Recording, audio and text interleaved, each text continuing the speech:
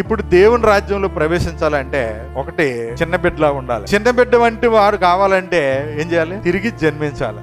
ఇక్కడ నీటి మూలంగా జన్మించాలని, తర్వాత ఆత్మ మూలంగా జన్మించాలని మనం నేర్చుకున్నాం. అది ఎలాగో కూడా మనం చూసేసాం.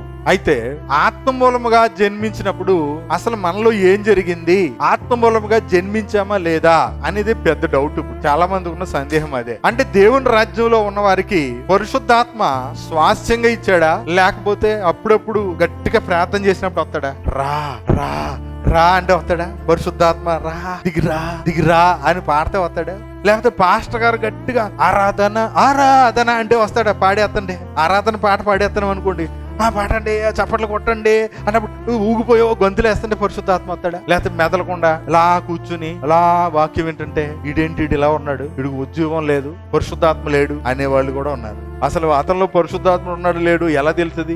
ఈ సత్యం అర్థమైతే ఈ రోజు మీకు కడుపు నిండా భోజనం పెట్టినట్టే. ఎందుకంటే ఈ విషయంలో చాలా మంది వెనకబడిపోయారు. అసలు పరిశుద్ధాత్ముడు ఒక వ్యక్తిలోకి ఎప్పుడు వస్తాడు, వచ్చి ఏం చేస్తాడు, ఎప్పుడు వస్తాడంటే వాక్యం విన్నప్పుడే వస్తాడు. అపోస్తుల కార్యాలు 10వ అధ్యాయము 44వ వచనం చూడండి. పేతురు ఈ మాటలు ఇంకా చెప్పుచుండగా అతని బోధ విన్నవారందరి మీదికి పరిశుద్ధాత్మ దిగిన. వీళ్ళు బాప్తిసం పొందారా? అన్ని జనుల వీళ్ళు 45 సున్నతి పొందిన వారిలో పేతురుతో కూడా వచ్చిన విశ్వాసులందరూ పరిశుద్ధాత్మ వరము అన్య జనుల మీద సైతము కుమ్మరింపబడి చూచి విభ్రాంతి నొందిరి. పరిశుద్ధాత్ముడు అంటే పరిశుద్ధాత్మ వరము విన్నవారందరి మీదకి, అంటే పేతురు ఇంకా మాటలు చెప్తున్నప్పుడు వాళ్ళందరి మీదకి పరిశుద్ధాత్ముడు దిగి వచ్చాడు.